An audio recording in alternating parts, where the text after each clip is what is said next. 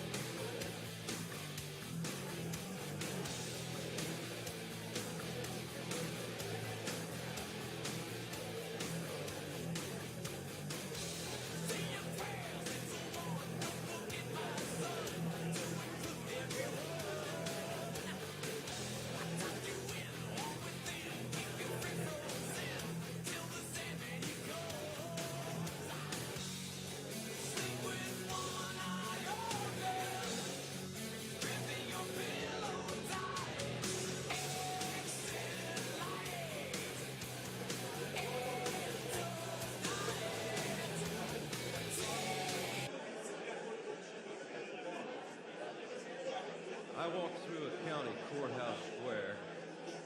On a park bench, an old man was sitting there.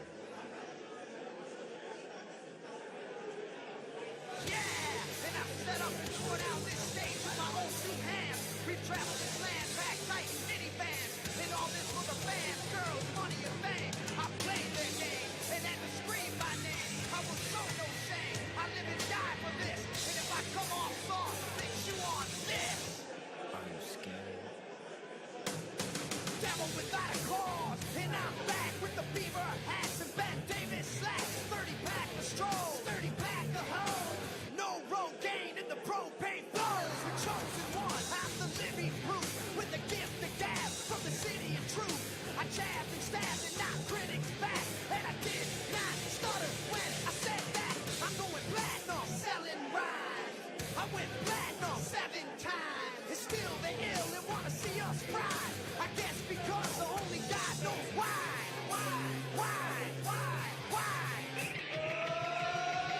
They call me cowboy, I'm a singer in black. So throw a finger in the air, let me see where you're at. Say, hey, hey. Let me hear where you're at. Say, hey, hey. I'm giving it back, so say, hey, hey. Show me some metal and say, hey, hey, hey, hey.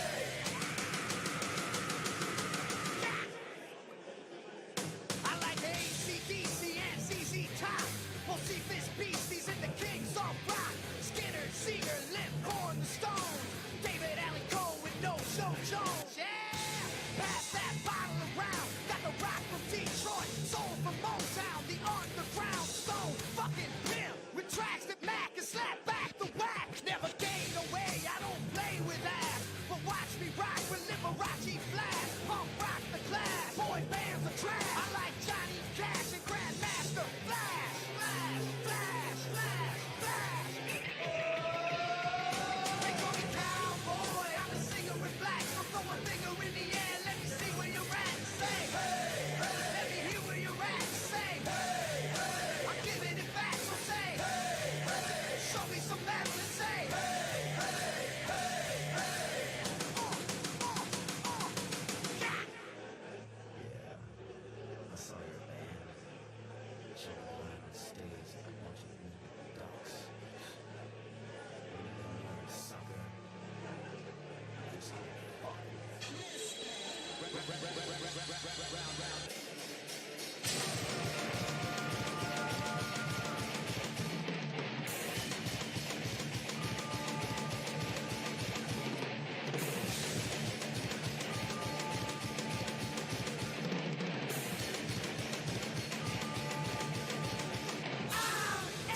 American badass, watch me kick. You can roll with rock or you can suck my dick. I'm a porno flick, I'm like Amazing Grace. I'm gonna fuck some hoes after I rock this place.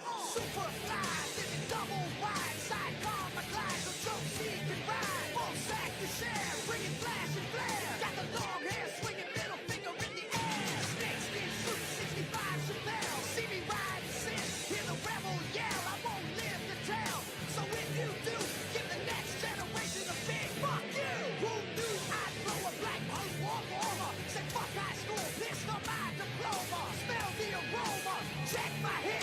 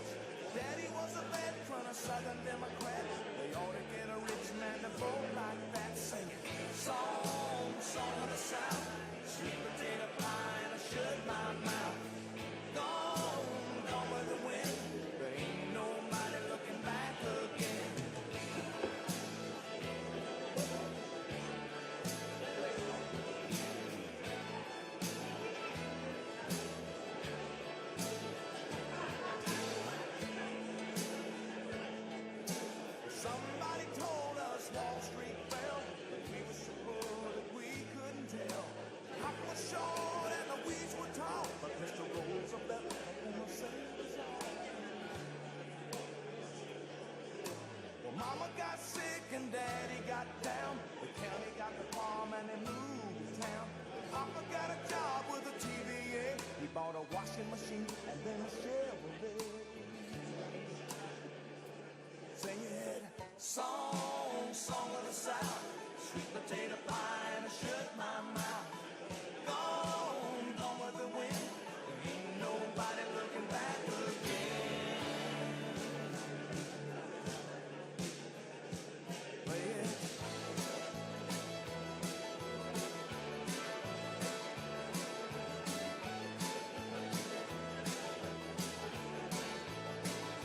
Singing song, song of the South, sweet potato pie and I shut my mouth.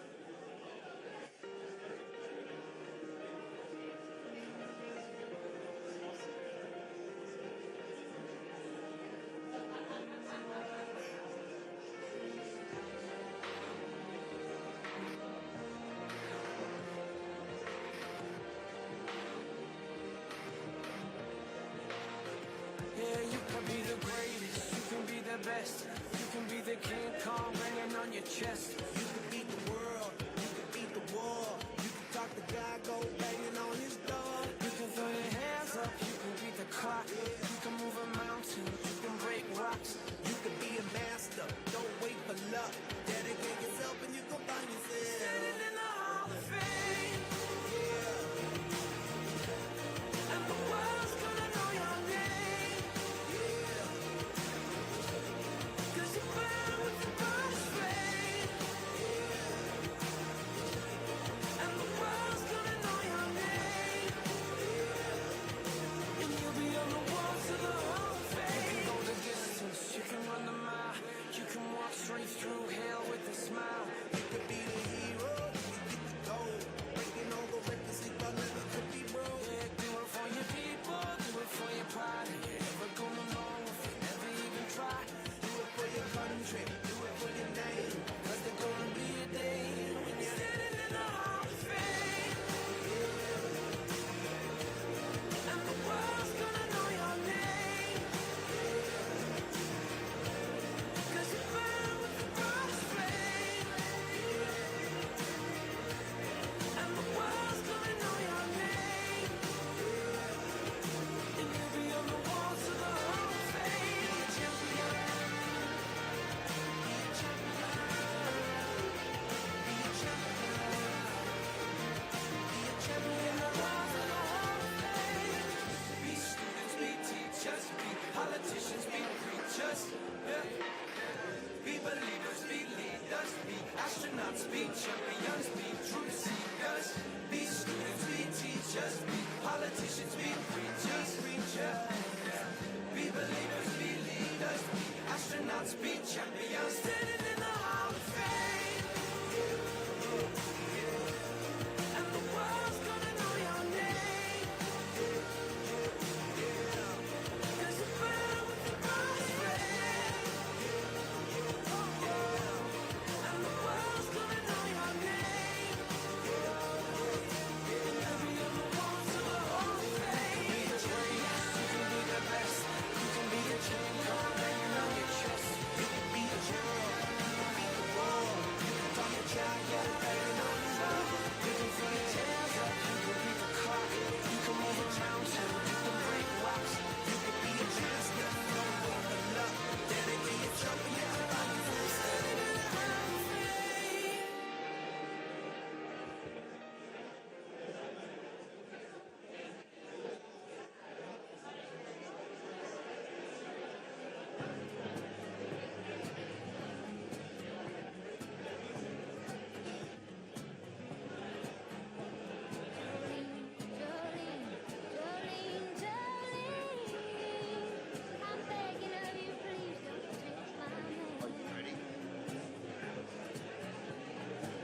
Test 1 2.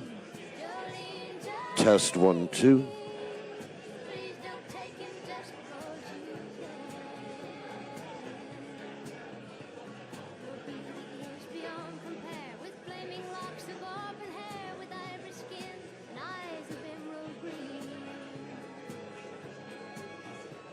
Your smile is like a breath of spring. Your voice is soft like summer rain, and I cannot compete with you, Jolene.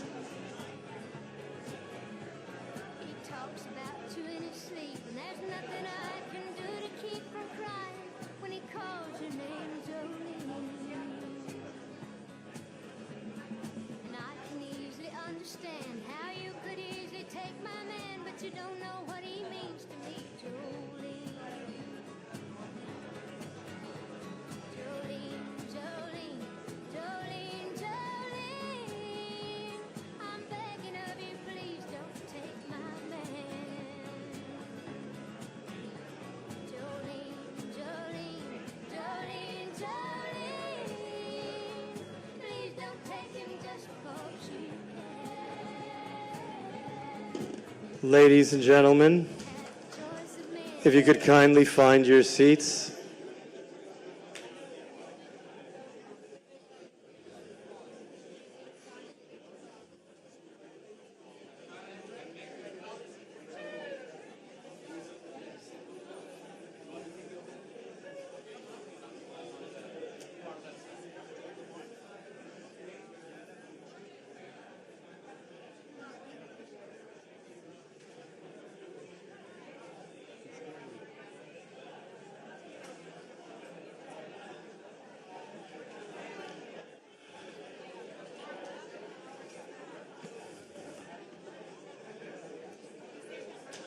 Ladies and gentlemen, we would like to begin the program.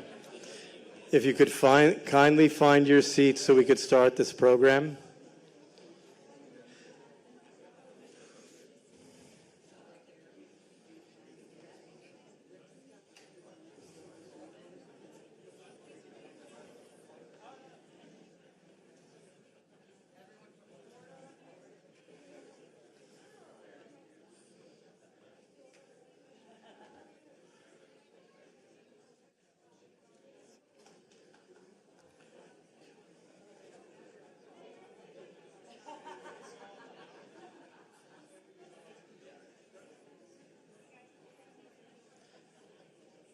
If I could have everybody's attention, I'd like to begin the program now.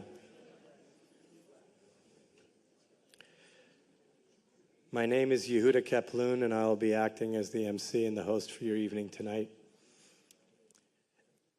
And as is customary at any event that is done in a Jewish community, we are going to have two invocations today to start the program. The first invocation will be given by the Chief Chaplain of the Florida Highway Patrol and the Chaplain for the Miami-Dade Police Department and Florida Department of FDLE. Rabbi Mark Rosenberg will start the program with the first part of the invocation.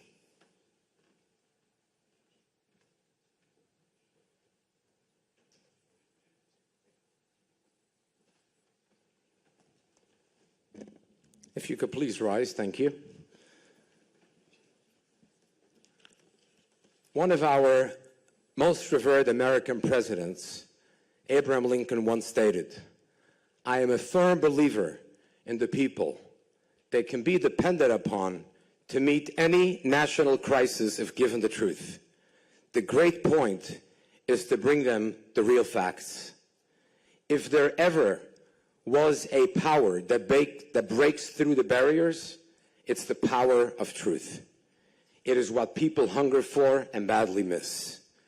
Mr. President, we miss the days when it was understood that America and the Jewish state of Israel care deeply for each other and both work tirelessly to maintain a mutually beneficial relationship.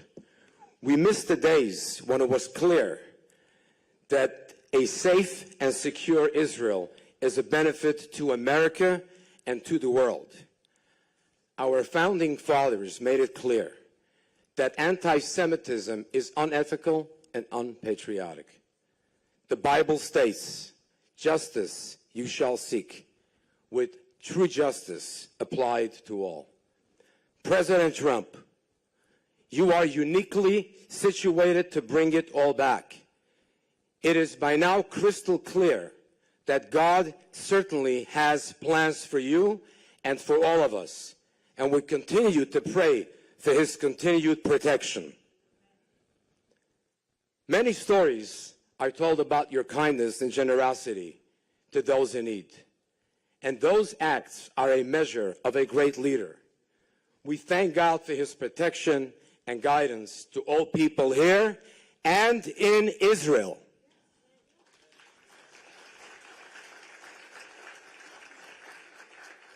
I want to quote another great president who once said, "I tried to learn from the past, but I planned for the future by focusing exclusively on the present." Those were your words, Mr. President. The world needs a leader who could bring peace around the world, a leader who messages God's will with courage and resolve.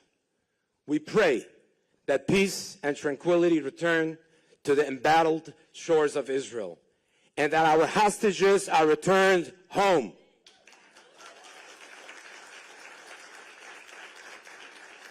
We pray that war and strife become non-existent, that opportunity and accomplishment touch the hands that reach out to it, that the new dawn brings new hope, and that God blesses you, Mr. President, with success in making America great again. And if you agree, let us say amen.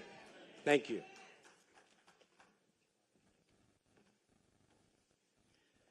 Please remain standing. There are times in one's life when one is humbled by the opportunity to give thanks to God, to those who educated and raised him publicly. My parents raised me with the concept of working to do for the betterment of man. There's no greater honor that I could possibly have tonight than the second invocation be given by my dad, my father, my teacher, a noted educator in the Jewish world and in the world of education for 60 years. With pleasure, Rabbi Yaakov Keplun, my father.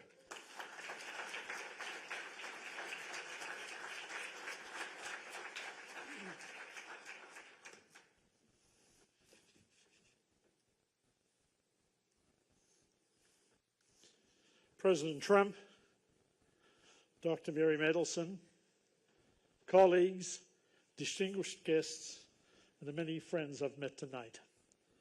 Tonight we stand together, united by a spirit of gratitude to God for having protected President Trump, and as an expression of our concern of what is going on around us as we witness the very fabric of our society being challenged.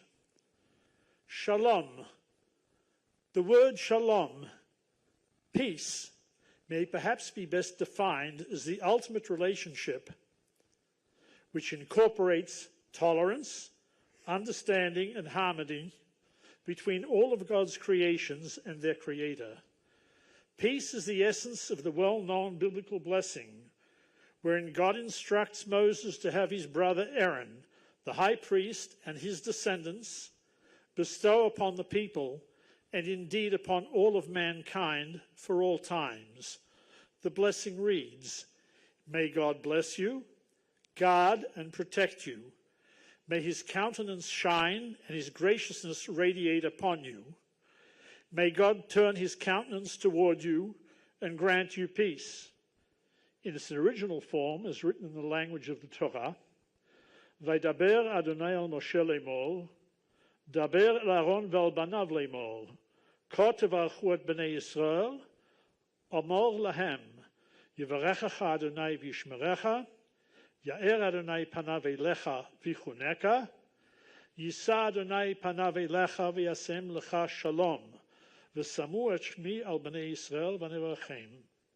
I'd like to conclude with a text written much later, which we recite in our daily prayers. This prayer echoes the identical theme of peace, and it may be familiar to many of you. Please feel free to join me. Oseh shalom bimromav, hu yaseh shalom, aleinu v'al kol Yisrael, v'imru amen. May he who adjudicates peace in the heavens above, may he make peace upon all of us and upon all the people of Israel, and let us say together, Amen.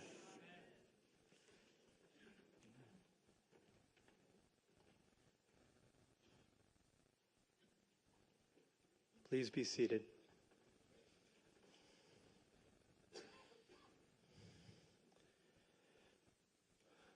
I am somewhat humbled by the awesome responsibility that I'm given tonight to introduce great leaders in the Jewish nation.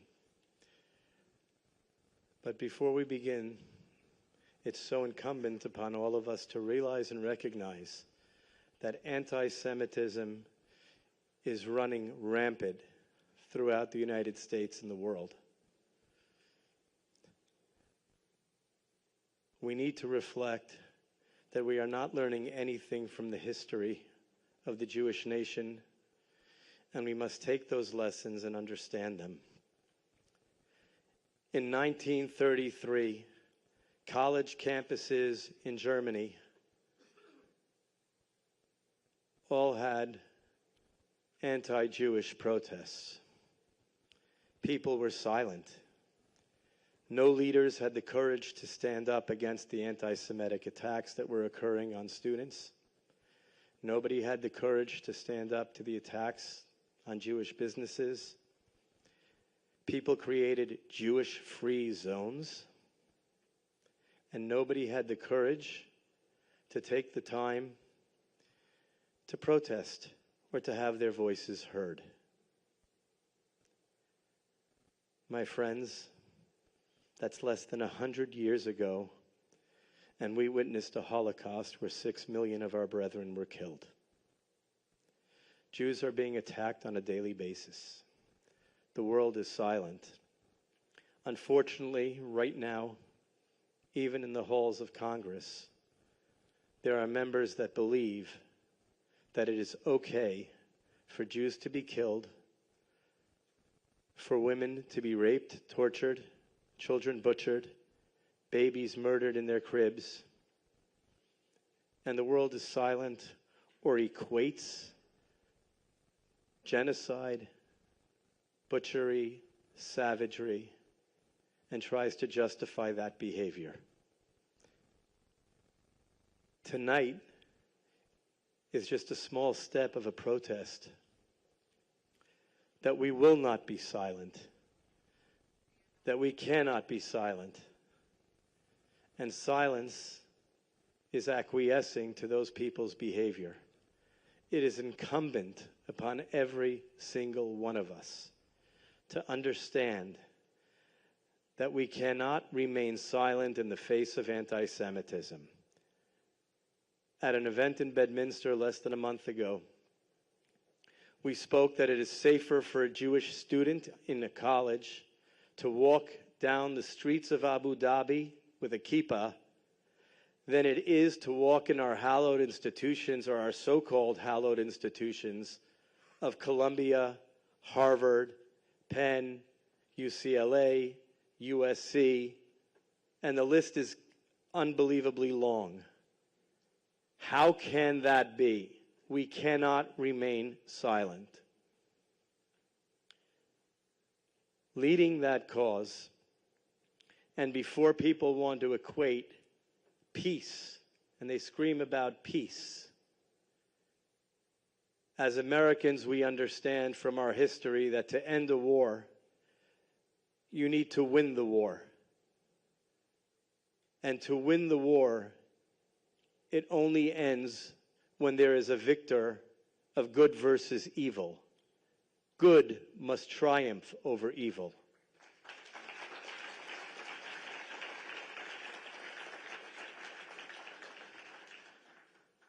The only way that good will triumph over evil is when Israel, on the front lines of America's security, because those who chant death to Israel, the second sentence is death to America. We have to understand that Israel is the front line in our battle of anti-Semitism, but we are fighting that same battle here on the shores of America. Our founding fathers promised America with religious liberty and freedom and justice for all. All includes Jews, no matter what part or affiliation they have. We are all united and we are all Jewish. The Nazis did not discriminate whether someone was Orthodox or non-Orthodox, whether a Jewish child was disabled or not disabled. There was no discrimination. You were Jewish, we hated you. That behavior is becoming norm in this country, and that is unacceptable. Israel is only secure when it has the strength to be able to be secure. The Grand Rabbi of Lubavitch spoke about the concept of peace is only established when there are strong nations and strong countries that are able to make certain that there is a deterrent. We are blessed tonight. You will be hearing from two incredible leaders. It's my privilege tonight to introduce a woman who is at the forefront of the battle for keeping the Jewish faith, keeping tradition, letting students understand their history of being Jewish, explaining that Israel is a state, a Jewish state, that must have its security. She is also one of America's leading businesswomen. She is a patriot of both countries. She is known as a friend to many in this room. To me, she is the beacon of what a businesswoman, what a Jewish woman who cares deeply about her faith, deeply about America, deeply about Israel, and together with her husband impacted America and Israel in so many ways that are public and so many more ways that are not. It is my privilege to introduce tonight Dr. Miriam Adelson.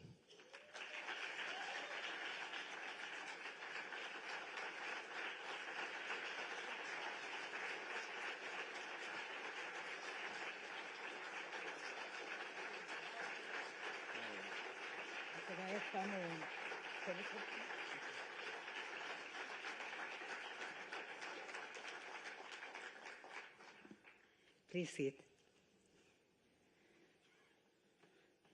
Before I start, I want to dedicate a few minutes to my students who came all the way from Pennsylvania, and I heard from Harvard. And I want to tell you, I want you to continue to walk with your kippah in school. Stand straight. You know, my husband had a poster in his office, and this was one of the impressive things in my life in his office. Just a painting of a guy standing like this. And it says, stand up for what you believe in, even if you stand up alone. Guys, from all my heart, I am telling you, start going with the kippah. Go with your Magen David. Don't pay attention to others. And more people would join you. Oh, that's nice. That's nice, he's already. But go in college, group of people, and stand up for them. And many Jews would join you. And even non-Jews would start wearing kippah and be with you because they are smart and on the right side. So it's so. Have you been in Taglit? Who has been in Taglit? Show me. How many people of you? Not enough. 2? 3? Okay. I have connection in Taglit. And another one. Okay. So you get my email. Anybody from you that have any difficulties, because you have to register, to put some down payment, small, you get it back afterwards, and you get 10 days of visit and learning the truth about your roots. And I'm sure when you come back, you walk proudly all over with a kippah and proud to be Jews. Because when you learn your roots, you learn a lot. You are connected to something in the ground, and you are a better person. You know, I meet a lot of Jewish kids in Jewish events, and they come to us, we have a line, and everybody say, it changed my life. So many times that I say, ICML. Everybody ICML. It changed my life. One day, one of our friends, who was a congressman, sent his daughter to Israel to birthright. So I told him, you'll see, when she comes back, it will change her life. So we are talking with him, and he says, we ask him, well, did she say change my life? He say no. So we look down, so sad. And then he say, he wants to make aliyah to Israel. Okay, so go there. Go there. And the most important thing, don't pay attention to them. They cannot kill you. No maximum, learn a little bit self-defense. Okay? But really, I am going all my life with my Magen David, and I stand up. Yes, I have security, but you don't know. I'm in Iran calendar and here calendar. You never know. You have to be, one of the most important things in my life is to be proud of what I am. And I am proud Jew, Israeli American, and continue to be there.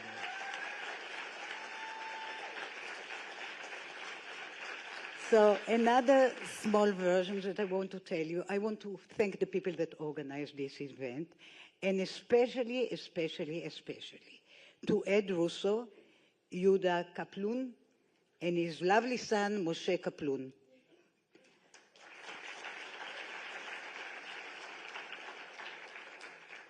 And here I'm starting the speech that I prepared yesterday all day, because we have another speech to ISC. So we Jews are all brothers and sisters, though it may not always feel that way. Religious or secular, liberal or conservative, white collar, blue collar, Ashkenazi or Sephardic, at the end of the day, despite our differences and disagreements, we are a big Meshuganer family. Like siblings who go their separate ways, but reunite in time of joy or hardship. We are responsible for one another. When it matters, we look out for each other. This is because of our shared traditions, beliefs, experiences, and goals. Our sense of destiny as a community that spans the generations and the globe. It is also because history has not always been kind to us. By surviving persecution, genocide, and discrimination, we learned that we are few in numbers, but mighty when we march together with faith in our values and our vision. My friends, right now, right here, in this great United States, we are at such a moment. It may not seem that way. Being an American Jew, like being any American, is a wonderful privilege. I know this as a native-born Israeli who became U.S. citizen after marrying Sheldon, Zichrono Livracha, my beloved husband. Thank you.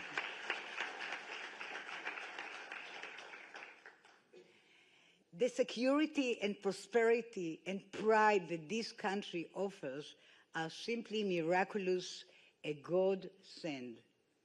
But we cannot take it for granted. The world is changing fast, and not always for the better. Division and confusion are lapping at the shores of this magnificent nation, eroding the common bonds of American strength and decency. It has given rise to open and ugly antisemitism, something none of us dreamt we should see here in our lifetime. And as the brave students in the audience know, it has turned supposedly elite university into propaganda factories where Jews are not welcome. It also threatens to undermine the U.S. alliance, a source of stability for both countries, at a time when so much of the Middle East is in chaos, when the Jewish state is in a fight for his life. My friends, my brothers and sisters, all of this should be on our mind ahead of November 5th. and you should already have made up your mind on who to vote for. Donald J. Trump. I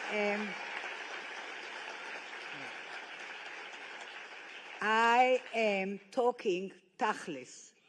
You bet I am. Tachlis doesn't only mean bottom line or brass tacks.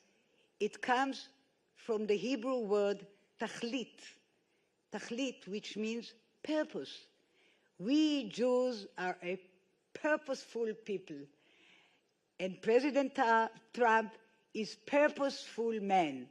He is a true friend of the Jewish people. He has helped craft Jewish faith and preserve Jewish continuity.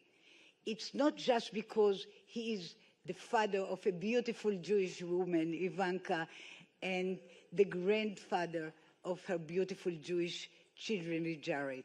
It is also because he recognizes the justice of our 2,000-year-old cause. He understands it instinctively in his kishkes. He's seen a United States of America and an entire world that have gained so much from this tiny nation of Israel, and he says to himself, I like what I see. This is a president who keeps his promises. He promised to recognize Jerusalem as the Israeli capital. Promise kept. He promised to recognize the Golan Heights as Israeli territory. Promise kept. To rip up the disastrous nuclear Iranian deal. Promise kept. And to bring more peace to the Middle East. Promise kept. And once back in the White House, he will also keep his promise to help Israel win the current war without hesitation, without worrying about what the rest of the world might think.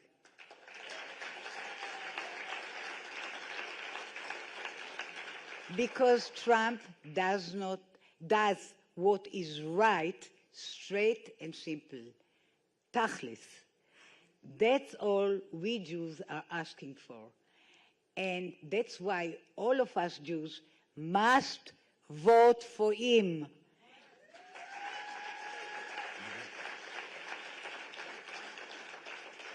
It is our sacred duty, in gratitude for everything he has done and trust in everything he will yet do.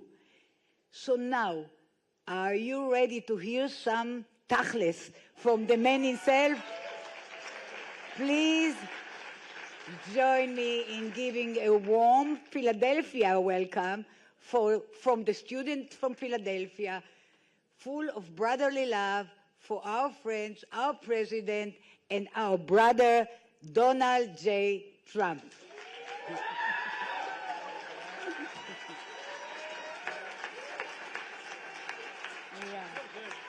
You are good.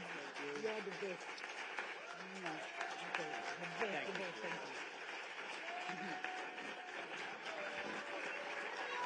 Thank you. Thank you. Well, thank you very much.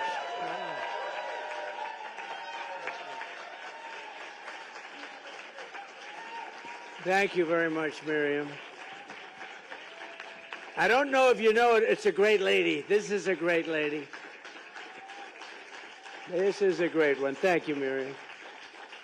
Thank you very much.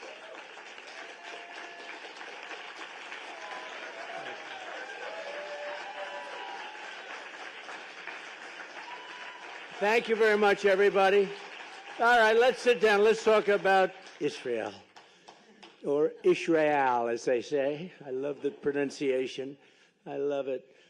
But you really are. You're a great lady, a great woman, my friend, and I've known you and Sheldon for a long time. We lost Sheldon, and nobody like him, right? You would say that. Nobody like him, but nobody like you either.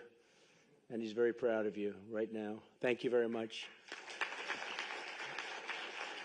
And I'd also like to thank Rabbis Yehuda Kaplun and Yaakov Kaplun, Senators Rick Scott, doing well. Where's Rick? He's doing well. I saw a poll, and another one who's doing well is Ted Cruz. Ted, stand up, Ted.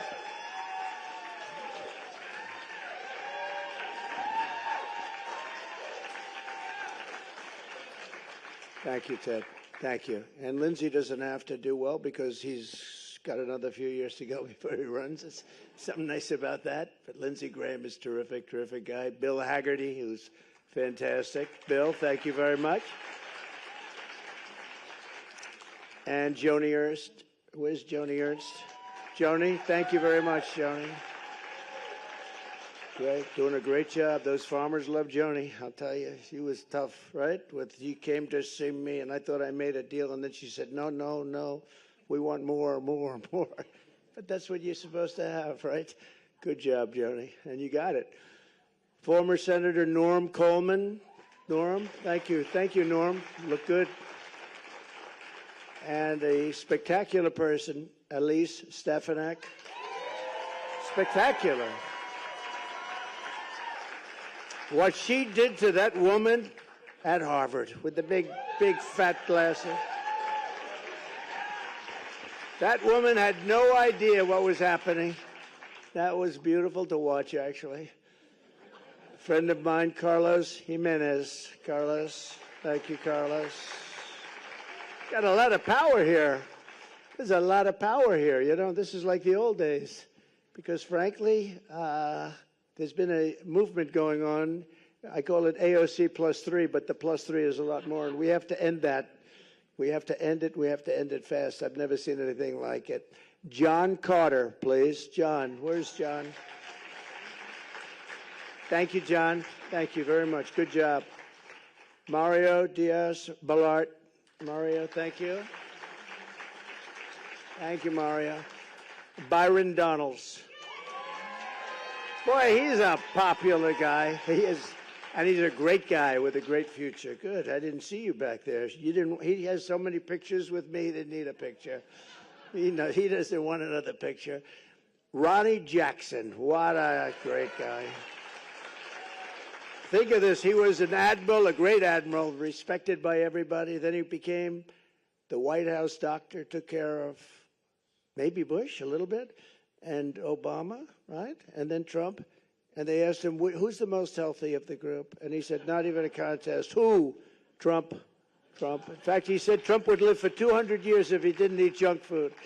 I don't know if I like that, but that was okay.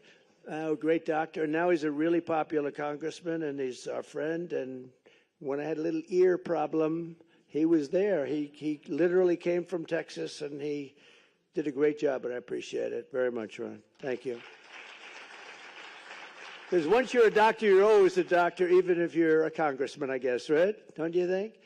Somebody who's been really spectacular, especially for the last few months. I don't know what happened to him, but boy, he likes me a lot better now than he used to. Michael Lawler. Am I correct in that? Where's Michael? Right? Something happened. But he likes me better now than he used to, and I like that because he's a good man, great man. Mike Flood. Mike, thank you. Virginia Fox. Virginia. Thank you, Virginia. Michael Waltz, who's doing a great job in defending all of us on television. He's doing a great job on television. And a spectacular woman, a beautiful woman. I'm not allowed to say that anymore because, you know, it usually puts you out of politics, but I've said much worse than that. But she's a beautiful woman, and she really is with the most incredible family. And she came to me about endorsing someone in her area who had no chance, and I said, okay, we'll do it, against an incumbent Republican that I didn't like very much and probably didn't like me. So we took a chance, Mary, didn't we? Mary Miller, we took a chance, and our candidate won in a landslide, right? So that was great. We don't like having to do that, but in that case, we had no choice. Ambassador Lana Marks, who was terrific. Thank you, Lana. Good job. You did a great job as ambassador. West Virginia Treasurer Riley Moore. Thank you, Riley. Thank you. Going on to very big things, actually. Jacob Hellberg. Jacob, thank you. Thank you, Jacob. Great job. Somebody who's very talented, knows a lot about a lot at a very young age. Morgan Ortegas. Morgan. Thank you, darling. And also somebody who defends me so well, Elizabeth Pipko. Elizabeth? Wow, I watched you last night, Elizabeth. You were brutal to this other person. They didn't have a chance last night, Elizabeth. Thank you very much. I appreciate it. We need all the defense we can get. And a friend of mine and a man who's actually a great environmentalist. He really is a great one. And he wrote a book on Donald Trump as a great environmentalist, which is actually true, but a lot of people don't know that. But I'm an environmentalist with common sense. I like buildings to have windows. You know, they'd like to close up all windows. The building should be built 90 stories tall, but that doesn't matter, but can't have any windows. The things they're doing with the Green New scam is just unbelievable. 97 trillion. How can we do that, Ted? I think that's very doable. 97 trillion. Most people don't know what that means. Nobody knows. Nobody's ever heard of a number. To do the Green New scam the way they want it. 97, that's more than China, the United States, and every country in the world for the next 200 years has. But they go along with it anyway. But he's a great gentleman and a friend of mine, Ed Russo. Where is Ed? I'll tell you, that's great that Ed is here. Wow. Before we begin, I just want to mention some polls that just came out, and I've decided to go back to doing this because they never release the polls when they're good, and they've been really good, and they don't release them. And unless one comes out, they had one that came out the other day where they interviewed 51% Democrat, 22% Republican. Trump's down by 6. I said, how the hell can you win on a poll like that? When you're down by, like, they interview 40% more Democrats, and then they say, if you're down by 6, that means you're actually winning by about 15.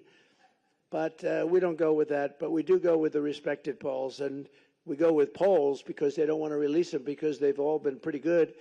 In the very, very, I think, accurate poll over the last 9 or 10 years, I think Rasmussen's been really one of the best, and it was just released a little while ago.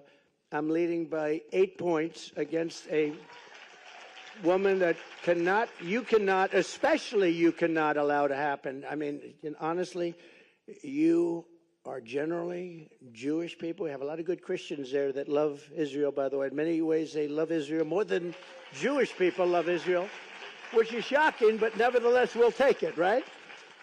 We have a lot of great Christians that love Israel, but we're up by 8 with Rasmussen. We're at 52 to 44, so that's a big one. And we're up by 11 with independents in Rasmussen also. Just came out. That's a lot because, as you know, Rick Scott, we were talking about it a little while, and independents are very important. And when you're up by that number, that's a pretty good thing. Then the Emerson poll, highly respected. We're up in Arizona. We're up in Wisconsin. And we're up substantially in Pennsylvania. And those are the 3 that they did. And in the New York Times poll even, which is shocking because, you know, I wouldn't say they love me. I wouldn't say I love them either.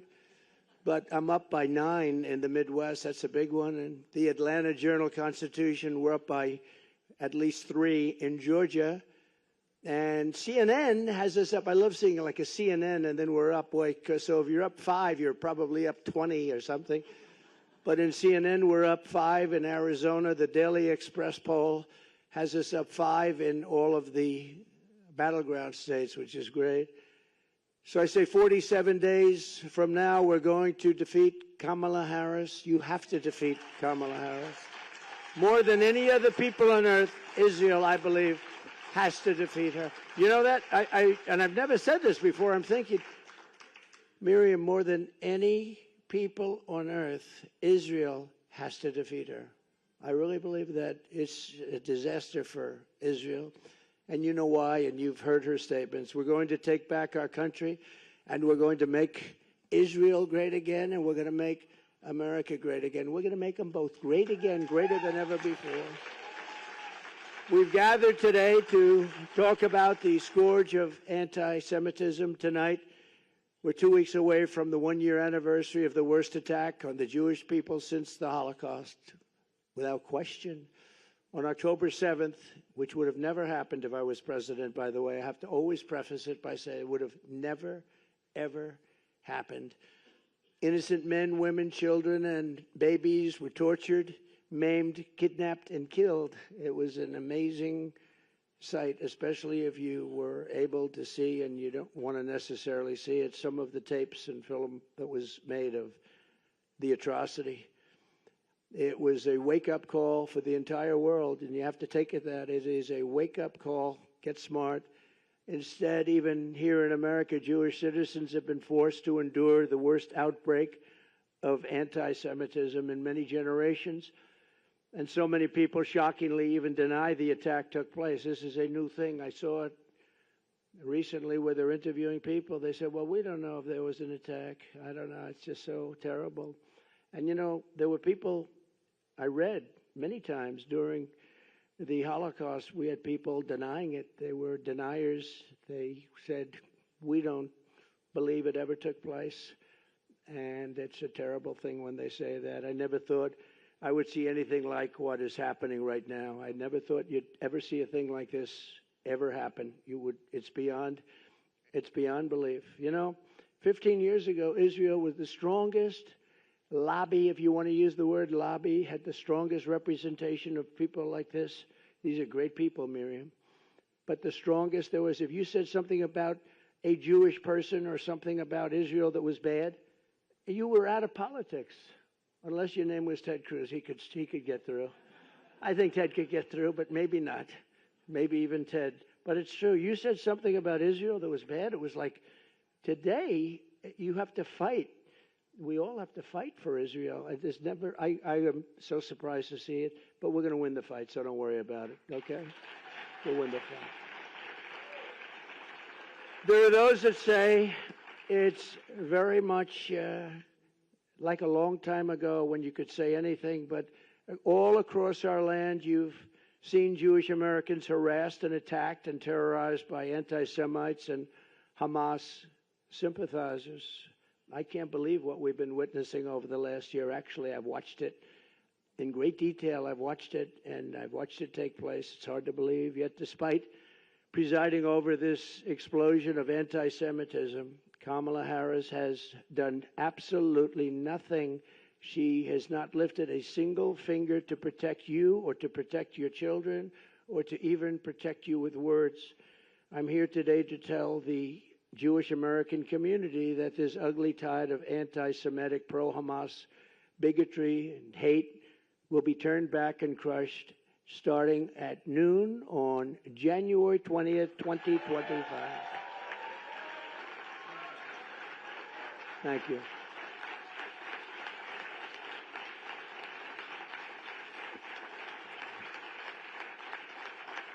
Thank you.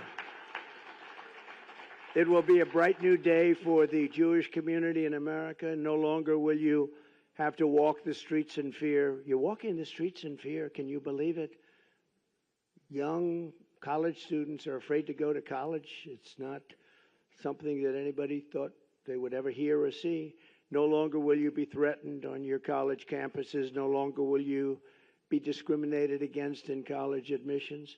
And no longer will your own government import jihadists from places that we don't even want to talk about. And they want Jew haters from overseas, and they let them come in and resettle in your communities right here at home, and nobody's ever seen anything like it. My promise to Jewish Americans is this: with your vote, I will be your defender, your protector, and I will be the best friend Jewish Americans have ever had in the White House.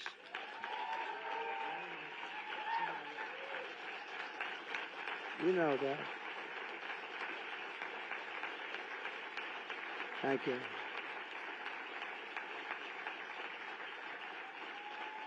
But in all fairness, I already am. I think I already am. I don't have to think. In fact, I already am. I am the best defender you've had as president by far. I think there would be no question Miriam mentioned 4 or 5 of the things. Those each individual thing. Oh, her husband would drive me crazy. You have to do this. You have to do that. You don't know what I had to put up with. She was like the calming influence. I said, Sheldon, I can't do that. It's too much. He said, no, no. And every time I got something, he'd immediately start with something else, right?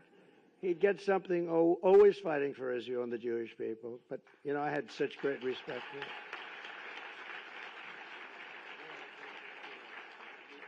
It's true, though. She had to sometimes tell him, calm down. You just had a big victory. Let's celebrate. No, no, we have to immediately start. Let's see if we can do Golan Heights. How about Golan Heights? They've been trying to get it for 72 years. I got it done in about 15 minutes, okay? So.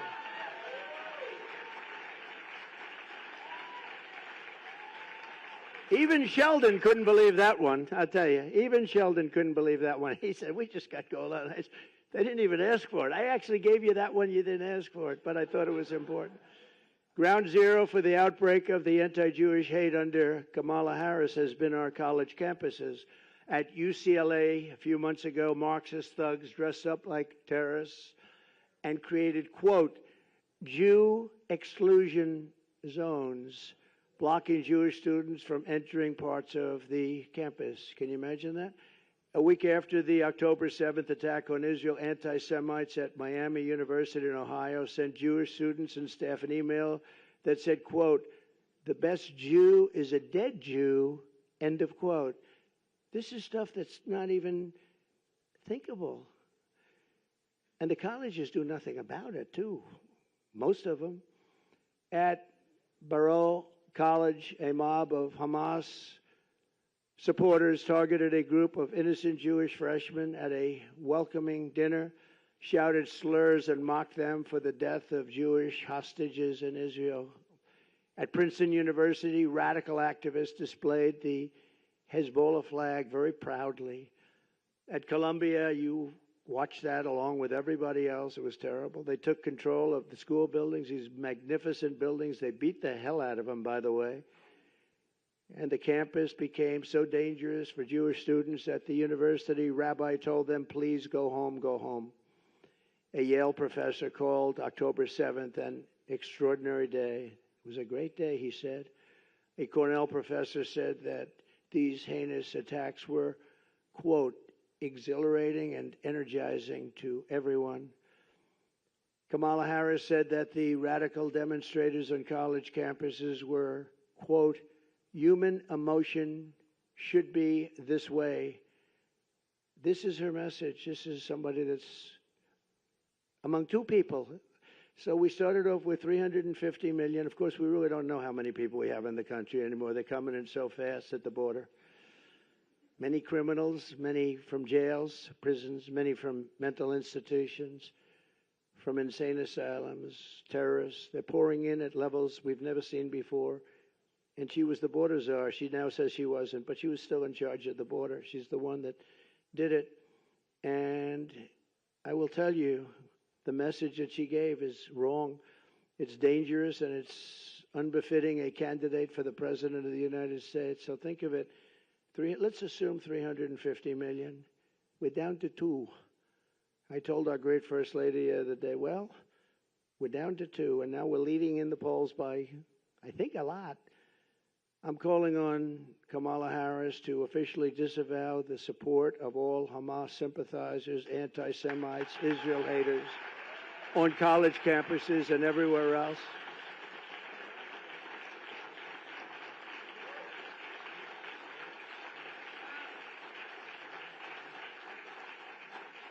So I'm calling on her to do that, just disavow. But she won't do it. You know that. She's not going to do it. She's going to talk. She's going to talk about nothing, talk about the weather. And sadly, and I have to say this, and it hurts me to say it, you're going to still vote for Democrats, and it doesn't make sense. I say all the time that any Jewish person that votes for her, especially now, her or the Democrat Party, should have their head examined. It's true. And I just find it so hard to believe, and part of it is habit, I guess. And respectfully, with all that I've done, I'll maybe go over it quickly, but Miriam did it better than I could, all the different things with Golan, with all of the things that we did. And really, the one thing we didn't mention is I terminated the Iran nuclear deal, and that is, I think, the biggest of them all. But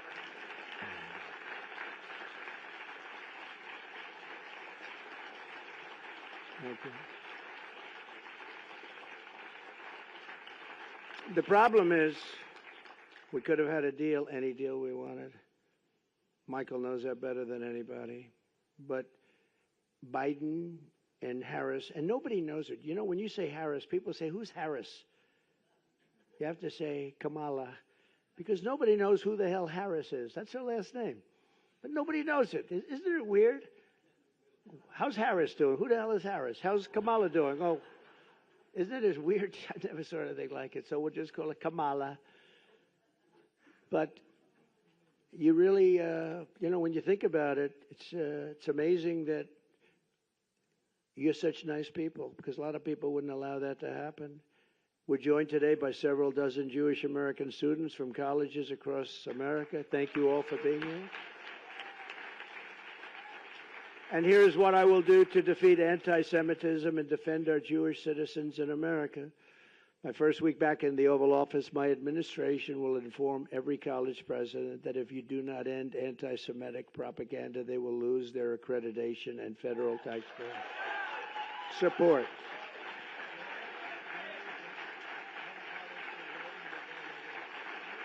Thank you.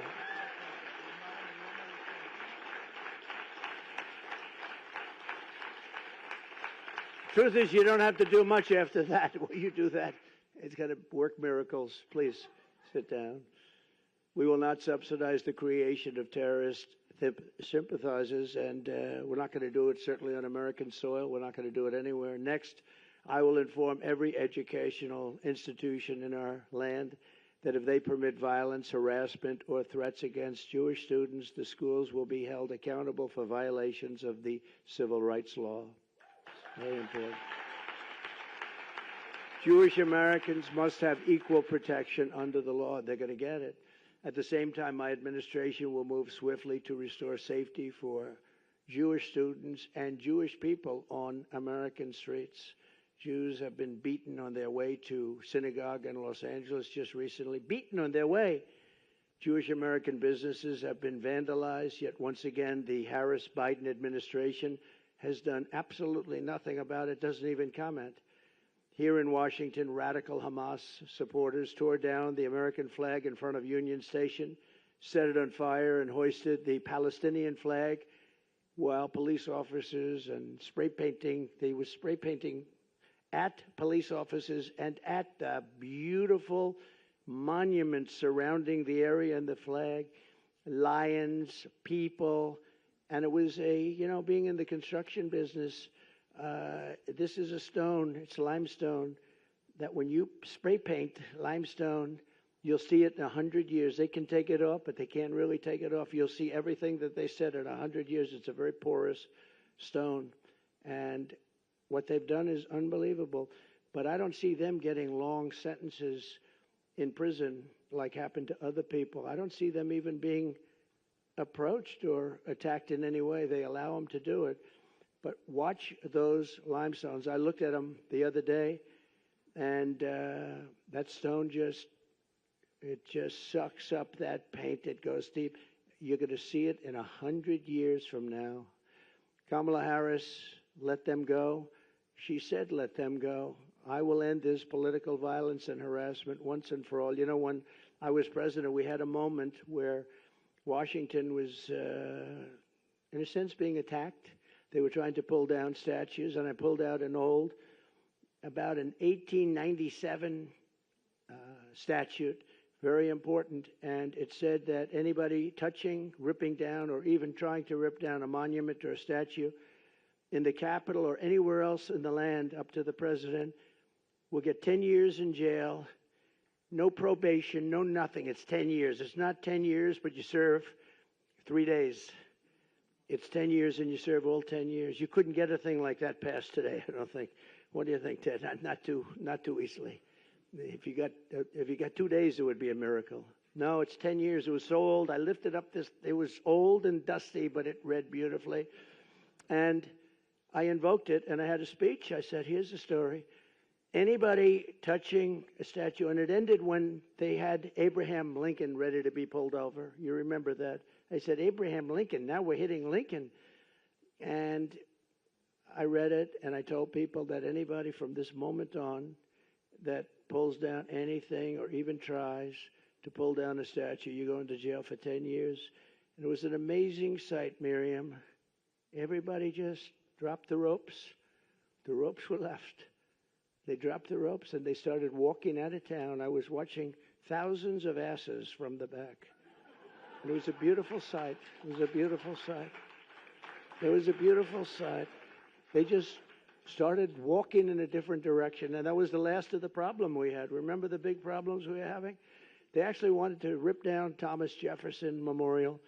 They didn't like Jefferson. They didn't like Washington. They didn't like Lincoln. They didn't like anybody. I will oppose, and I will make sure that you're protected. I will oppose all of the horrible things that they're thinking of doing. And they are thinking of doing bad things. It's not believable. I will also secure our borders from dangerous anti-American and anti-Semitic hate.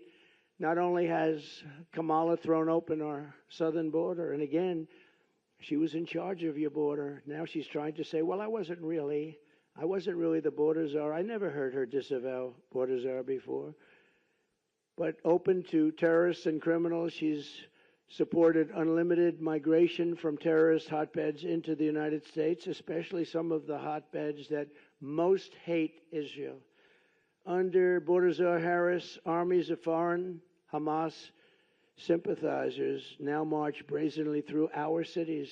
They're literally marching in our cities, and they came from some very vicious, violent parts of the world, and they do not like Jewish people, and they do not like Israel, and they've let that be known, and we are not going to tolerate it. I will not let what happened to Paris, what happened to London, and what's happening to them, too, by the way. That's not over.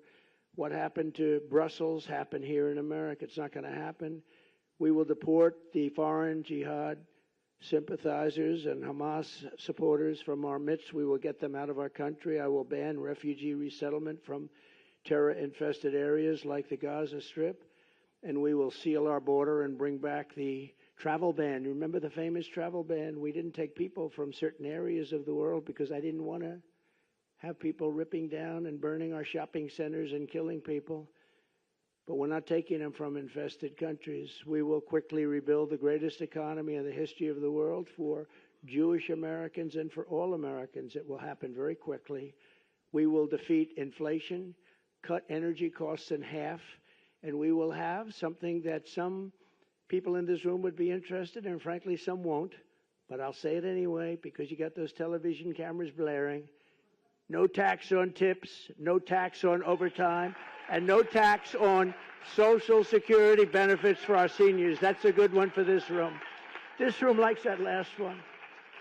And to help Americans who are buried in crushing credit card debt under the Kamala Harris economy, we will have a temporary 10% cap on credit card interest rates because they're paying 20 and 25% and they're getting decimated. So it'll be a temporary 10% cap. But look, this is the most important election in the history of the United States, and it's also the most important election in the history of Israel. The United States election is the most important election in the history of Israel, actually, if you think about it. How crazy does that sound? But it's true. With all I have done for Israel, I received only 24% of the Jewish vote. Now think of this. I really haven't been treated very well, but that's the story of my life. It's true. Think of it. But I understood that because I wasn't really tested. I wasn't a politician, and I won, but I understood that. And then I became president and was the best president ever for the people of Israel and for Jewish people, the best president ever. And I did more for them than any president has, and probably any president can do or will do, other than the current situation that's coming up, because I have a feeling that maybe that's going to be more than anything that was even done in the past, if you want to know the truth, because I think Israel's in big trouble. But I gave them, as Miriam said, Golan Heights. I gave them the Abraham Accords, which is amazing. Nobody thought that was possible. 4 strong, powerful countries signed. Think of it. I would have had every country signed. I might have even had Iran signed, okay? As crazy as that sounds. You're kidding. You know that, Michael. I might have even had that. But we had peace in the Middle East. When I left, we had peace in the Middle East, but I had the Abraham Accords. And it was something that if Obama had done it, that would have been any prize, you named the prize, but they would have had every single prize ever devised by man. I did it. Nobody said a thing. And that's okay. I do the right thing. And I was helped a lot by Jared and a lot of other people that really understood what was going on. But I recognized the capital of Israel and opened the embassy in Jerusalem and got it built. Not just had it there. You know, the generals came in one of my days in office. They said, "Sir, could you sign this? What is it?" It said, "Order for $2 billion to be spent on a embassy that would have cost much more." I said, "Where's the land?" "We don't have it yet, sir, but we have a couple of terrible sites under negotiation." I'm good at real estate. These were bad locations in Jerusalem. I said, "Do we have anything?" "Let us look, sir." And they do. They had a site that was better than anything we had, a much better location, and we have it for nothing. So far I'm doing a good job. Then I said, "Is there a building on it?" "Yes, there is, but it's not in use." I said, "Is it structurally sound?" "Oh, yes, very strong, very structurally sound." "Is it setback?" Because you want setbacks for embassies for things called bombs. "Yes, it's setback, and it's on high. It's one of the best locations." I said, "So we have it." So I dealt with David Friedman. I said, "David, how much would it cost to renovate the building? Give me a good price." And he came back and said $400,000. I said, "David, that's too low." This is the only time I've ever said this. Usually I say, "It's too high, cut them in half." This time I said, "That's crazy. From $2 billion, think of it, to $400,000. And I said, "That's too low. We got to spend more." And we ended up spending a little bit more than that, very little. And a friend of mine has, a couple of you have heard this, Jerusalem stone in his office building. And every time I walk by the elevator bank, he says, "Look at this stone. It's Jerusalem stone, so expensive."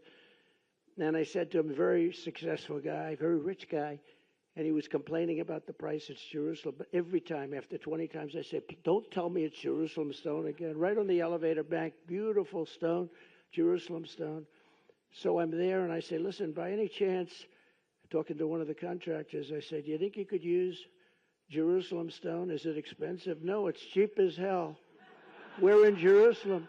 And we built the whole building out of Jerusalem stone. And we did it very inexpensively, got it opened in about 4 or 5 months. You would still be talking about your $2 billion building, Ted. That building would be under talk for about 5 more years, and then they'd spend $5 billion, and it would look like hell. This building is better. You'll never do better. Someday they'll rip it down and do some monster. But I was very proud we got it built. And most importantly of all, in my opinion, because I asked, what's the best? Golan Heights, is it? Is it Jerusalem, the capital, moving the embassy and all of that? What is the best? What's the best? Is it the Abraham Accords? And some friends of mine that are very smart, no, not even close. The best thing you ever did for Israel is you terminated the Iran nuclear deal, which was the worst deal ever made for Israel or for any country. That was the best. That's true. That was more important. Remember, that was more important than any of the other things, of the many other things that we did. The problem is that Harris, Kamala, and Biden did absolutely nothing with it. You could have made after the election, which we had a very bad thing happen with that election. Think of it. If that election were proper, you wouldn't have had Russia attacking Ukraine. You wouldn't have had October 7th. Would have never happened because, as you know, Iran had no money at that time. None. Zero. Nothing. They had no money to fund. There were stories about it, that there was no money for terror. You wouldn't have had inflation. You wouldn't have had that horrible leaving of Afghanistan in such a way, not the leaving because we were ready to leave. We would have left before them, but we were leaving with strength and dignity. That was the worst. I think it was the lowest day, the most embarrassing day in the history of our country. Because of that, probably that's why Putin went in. He would have never gone in with me, though. But all of these things, and on top of everything else, I gave them more than $20 billion, Israel. And I said, when I did it, I said, I'm the best friend they ever had. And still, in 2020, so remember, I got 25%. Now I did all of these things, and I got 29%. Think of it. So I wasn't treated right. But it's not me that's been treated badly. It's Israel, because you can make a big difference in the vote. You're going to be a big factor in the vote.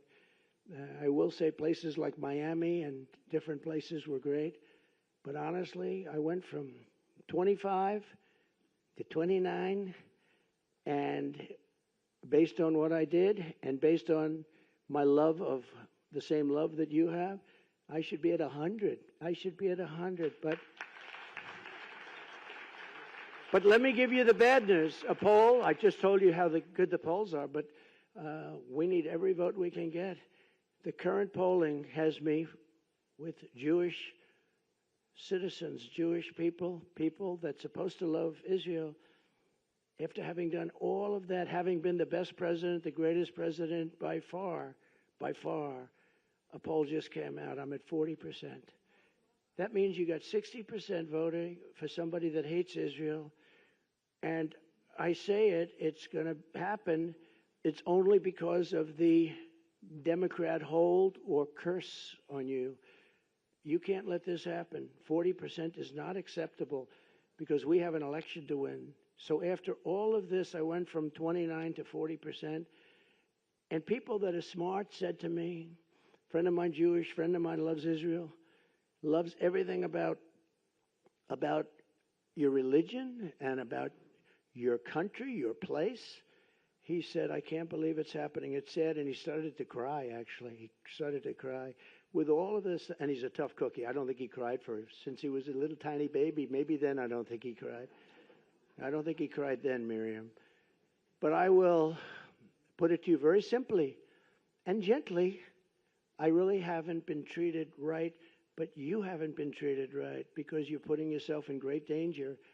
And the United States hasn't been treated right. So if I don't win this election, and I've been very good, they say Trump's been right about everything. I've been right about a lot of things. Even Ted will admit that. I've been right about a lot of things that a lot of people said, no, that won't happen, but a lot of bad things happened, and some good things I've been right about too. And I only want to be, so I'm not going to call this as a prediction, but in my opinion, the Jewish people would have a lot to do with a loss. If I'm at 40%, if I'm at 4%, think of it. That means 60% are voting for Kamala, who in particular is a bad Democrat.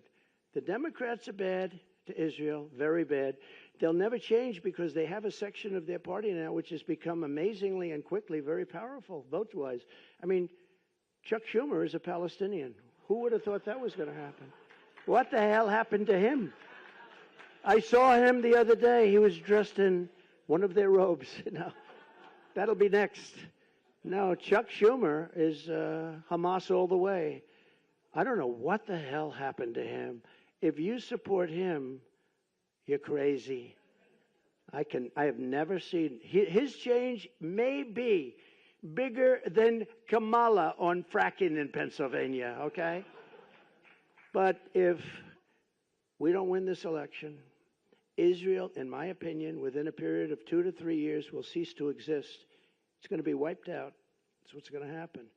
It's a tough thing to say, but what difference does it make from my standpoint? I have to tell you the truth, and maybe you'll be energized because there's no way that I should be getting 40% of the vote. I'm the one that's protecting you. These are the people that are going to destroy you, and you have 60% of the Jewish people essentially voting for them.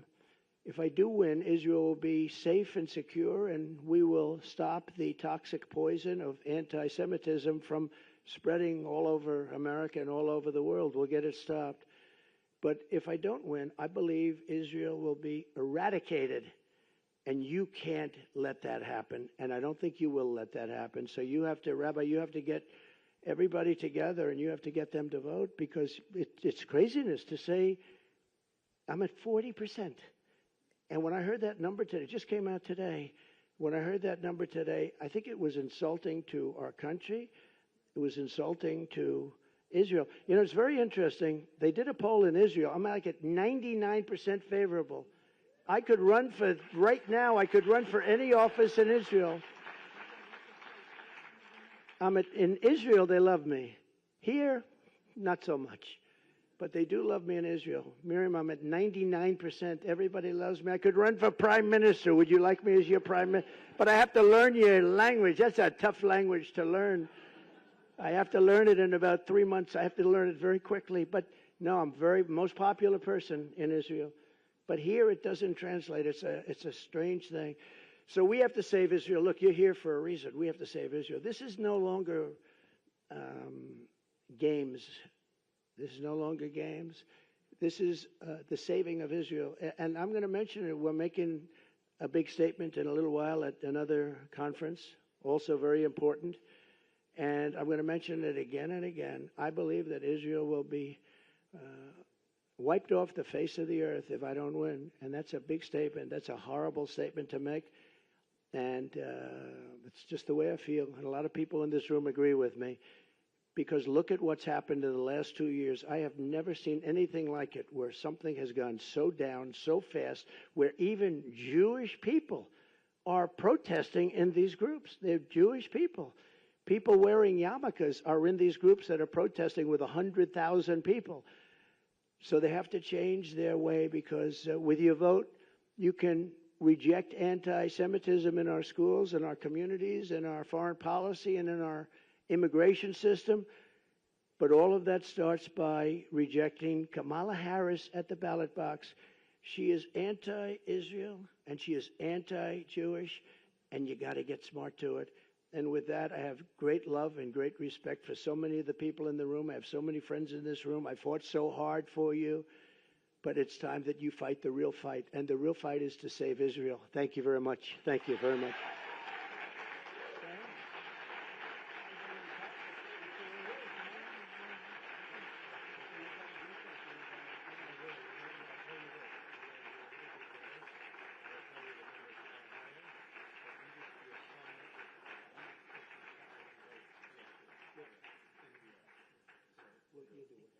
Thank you, everybody. Thank you very much.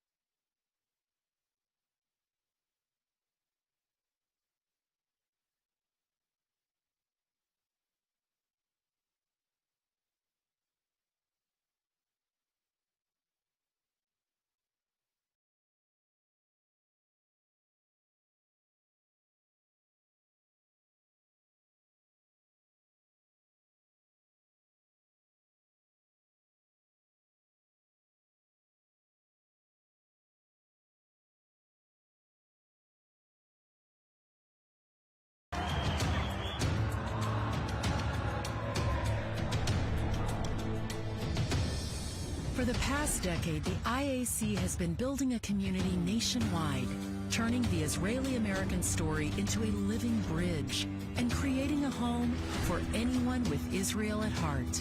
Through our secret sauce, Israeliness, we connect young Israeli and Jewish Americans to Israel, mobilizing our communities to act when needed and inspiring new community leaders. Our community inspires our young generation's passion to fall in love with Israel by connecting young families to Israel's spirit, culture, and the Hebrew language, igniting teen excitement and engagement with Israel